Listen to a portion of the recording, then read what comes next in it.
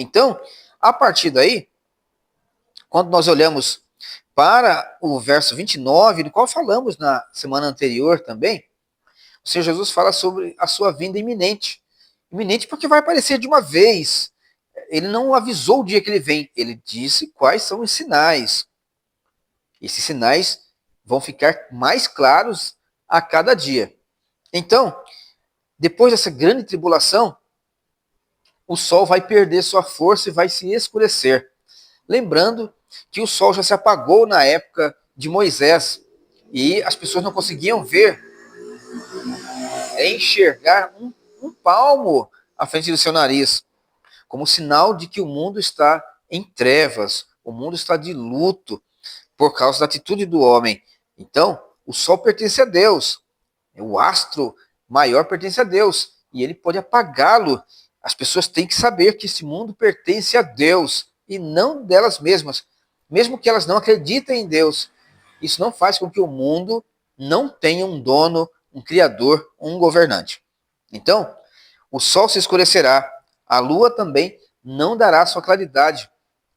E Apocalipse diz que se tornará como sangue.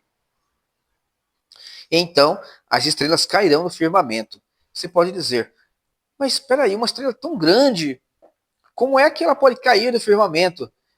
Então, o Senhor Jesus diz que a palavra lá são os ásteros. E aqui eu não quero desdizer, não, jamais, mas com certeza a terra será acrisolada por fogo e rochas incandescentes caindo do céu. A linguagem que o Senhor Jesus usou para que as pessoas daquele tempo entendessem o que estava falando. Então elas já visualizaram grandes tochas caindo do céu e a terra será acrisolada, será açoitada por este abalo que acontecerá no firmamento.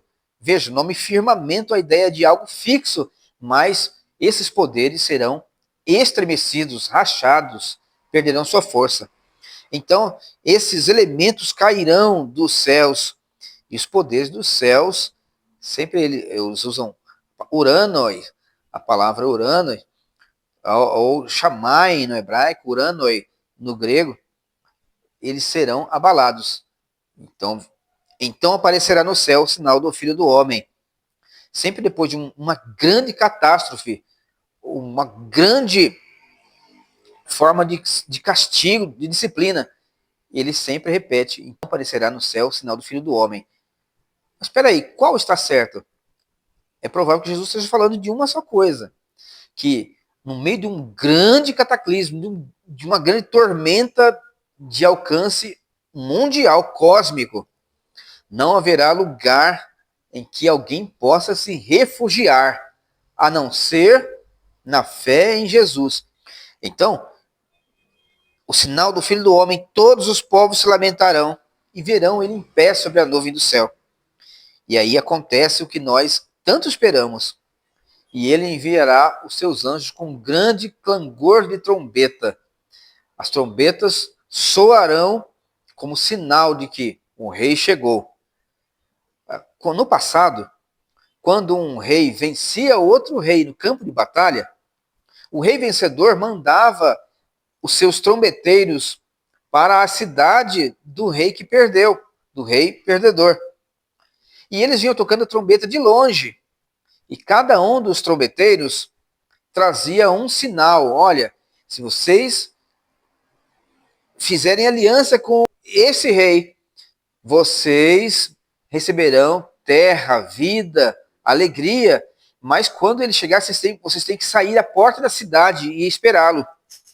Se vocês ficarem dentro dos muros, é sinal que vocês estão com resistência. Então, Apocalipse segue a mesma estratégia. O Senhor Jesus revela com a mesma estratégia usada pelo mundo que ele foi endereçado. Então, os flagelos, as trombetas, as cartas são linguagem de que o rei venceu, ele já venceu. Ele não vai lutar no final do mundo, no final dos tempos, para ver se ele vence. Ele já venceu e ele está chamando através das suas trombetas de que Aqueles que querem salvar-se devem fazer uma aliança com ele, agora, antes que ele chegue. Antes que ele chegue. Então, ele enviará os seus anjos, e esses anjos reunirão os escolhidos. Algumas interpretações são que já estamos reunindo os escolhidos. Já estamos. Também faz sentido. Também faz sentido. Mas existe uma que eu gosto muito, que é aquele, no dia do juízo, onde estiver qualquer eleito, os anjos os pegarão nos braços e o levarão para a direita de Cristo. Agora estão sendo reunidos nas igrejas, estão sendo reunidos em grupos, eles estão sendo reunidos para adoração.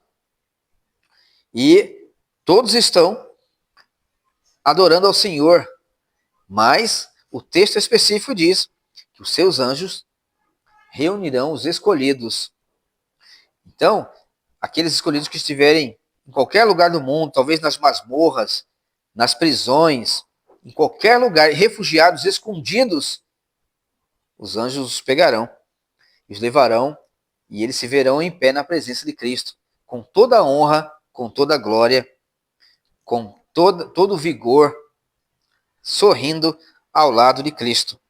Então, eles serão reunidos os quatro ventos. Não há lugar em que eles não sejam encontrados, porque a ordem foi dada por Jesus. Então, a terra vai dar os sinais, os terremotos, maremotos, grandes catástrofes, o sol incandescendo as pessoas, o sol afligindo as pessoas, tudo aquilo que era para ser só bênção para o homem, depois da queda, começa a chicotear o homem, e cada vez essas chicotadas vão aumentando de força para que o mundo se arrependa. E aí, aqueles que são escolhidos, eles olham para tudo isso, olham para a palavra de Deus e se arrependem. Para os ímpios não adianta nada, os ímpios começam a blasfemar mais ainda. Se faz calor, se faz frio, se dá terremoto, maremoto, violências, grandes catástrofes, eles blasfemam mais ainda. Grandes epidemias, eles blasfemam mais ainda do Deus que criou os céus e a terra e do seu Cristo, nosso Senhor Jesus Cristo, Deus Filho Salvador.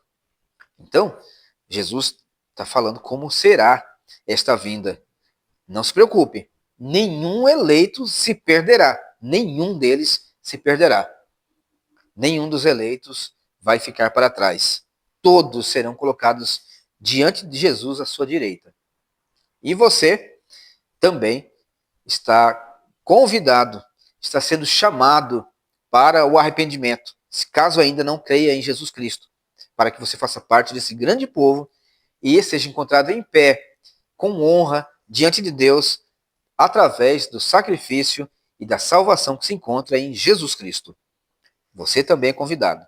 E para você que está desviado, também, você deve se arrepender, voltar atrás e voltar para os caminhos do Senhor, para que também possa ser achado limpo diante dele, lavado pelo sangue do Cordeiro, em pé diante do Senhor Jesus Cristo. Fique com Deus e até mais.